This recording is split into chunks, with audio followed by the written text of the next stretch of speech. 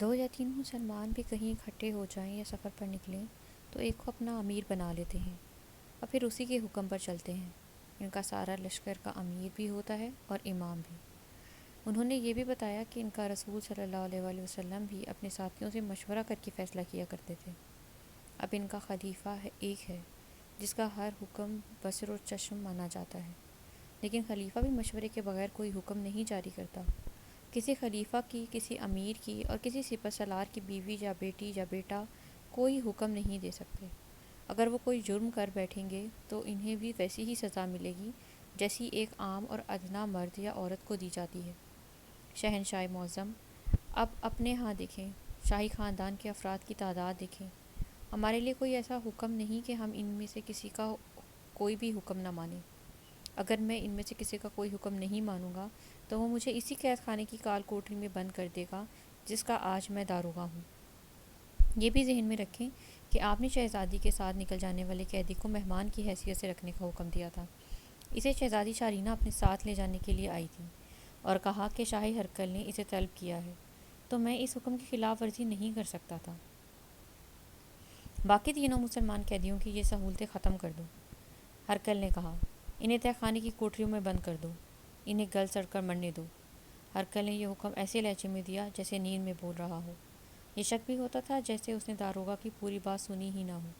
اس پر شکست کا پہاڑ آن پڑا تھا۔ شام ایک بڑا ملک تھا جو اس کے ہاتھ سے نکل گیا اور مسلمانوں کی جھولی میں چلا گیا تھا۔ کیا آپ ان کے تعاقب کا حکم نہیں دیں گے؟ شارینہ کی ماں نے پوچھا۔ نہیں، ہرکل نے بے جان سے لہجے میں کہا۔ صبح کے نکلے ہوئے اب تک دور نکل گئے ہوں گے اور یہ بھی معلوم نہیں کہ وہ گئے کس سمت کو ہیں۔ شارینہ کی ماں کچھ نہ کچھ بولتی رہی۔ ہرکل اس کی کسی بات کا ادھورا سا جواب دے دیتا، صرف اتنا کرتا کہ اس کے منہ کی طرف دیکھ کر منہ پھیر لیتا۔ داروغہ کو ہرکل نے کوئی اشارہ کیا تھا یا داروغہ نے فرض کر لیا کہ اس کا چھٹکارا ہو گیا ہے۔ وہ الٹے قدم چلتا دروازے تک گیا اور پھر باہر نکل گیا۔ وہ چلا گیا ہے، شارینہ کی بیوی نے کہا۔ اس کی جان بخشی نہ کریں۔ جانے دو اسے، ہرکل نے کہا۔ میں آنے والوں کا انتظار کر رہا ہوں۔ پہلے بیان ہو چکا ہے کہ ہرکل نے اپنی پسپا ہوتی ہوئی فوج کو شام کے مختلف مقامات پر بکھیر دیا تھا، اور اس نے یہ چال اس توقع پر چلی تھی کہ اس کے مطابق مسلمانوں کا لشکر بھی چھوٹے چھوٹے ٹکڑوں میں تقسیم ہو جائے گا اور یہ اس کی کمزوری کا باعث بنے گا۔ پھر ہرکل اپنی بکھری ہوئی فوج کو کسی ایک موزوں مقام پر یکجا کر کے مسلمانوں کی ٹکڑوں میں بٹی ہوئی فوج پر زوردار حملہ کرے گا اور پھر مسلمان اس کے سامنے نہیں ٹھہر سکیں گے۔ ہرکل اب روحا میں آ گیا تھا اور اپنی فوج کو یہیں اکٹھا کرنا چاہتا تھا، لیکن کہیں سے بھی اسے کوئی جواب نہیں مل رہا تھا کہ وہاں کی فوج اب کب تک اس تک پہنچے گی۔ یہ تھا وہ انتظار جس کی بے-تابی نے اس کا دماغ جکڑ رکھا تھا۔ سورج کبھی کا غروب ہو چکا تھا اور رات گہری ہو گئی تھی۔ اس وقت شارینہ روحا سے بہت دور پہنچ گئی تھی اور اس کے سفر کا ایک دن گزر گیا تھا۔ مسلمان قیدی کا نام حدید بن مومن خزرج تھا۔ خزرج عرب کا ایک بہت ہی مشہور قبیلہ تھا۔ پہلے تو ہم یہ دیکھ لیں کہ شارینہ اور حدید اس شہر سے نکلے کس طرح۔ قید خانہ آبادی سے کچھ دور تھا اور آگے ویران اور بیابان علاقہ تھا۔ کچھ دور تک شارینہ گھوڑے پر سوار رہی اور اس کے کہنے سے حدید نے گھوڑے کی باگ پکڑے رکھی۔ کوئی اجنبی دیکھ لیتا تو وہ یہی سمجھتا کہ وہ کسی امیر وزیر کی بیٹی ہے اور باگ اس کے نوکر نے پکڑ رکھی ہے۔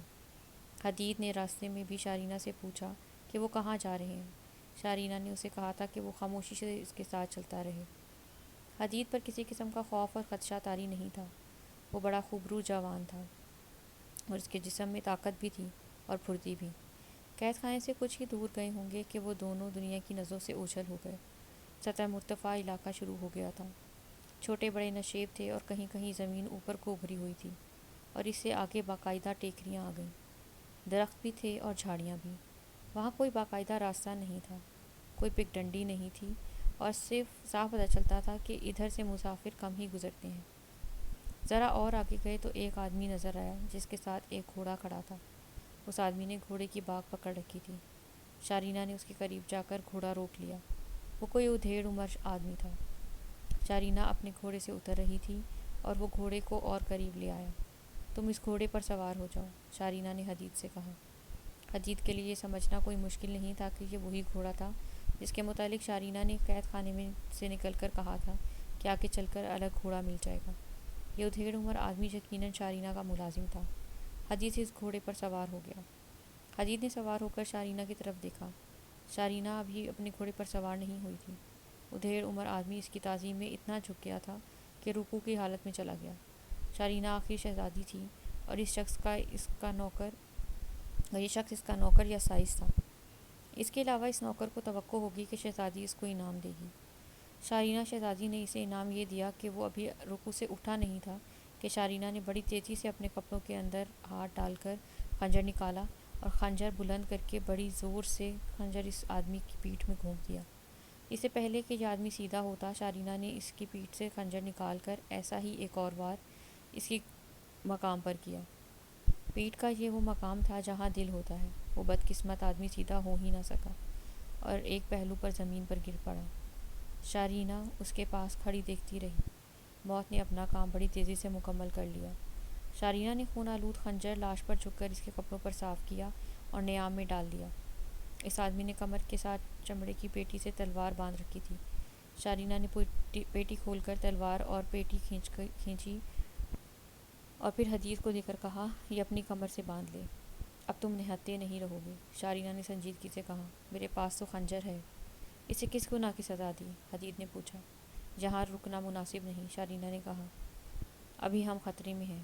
وہ گھوڑے پر سوار ہو گئی اور لگام کو جھٹکا دیا۔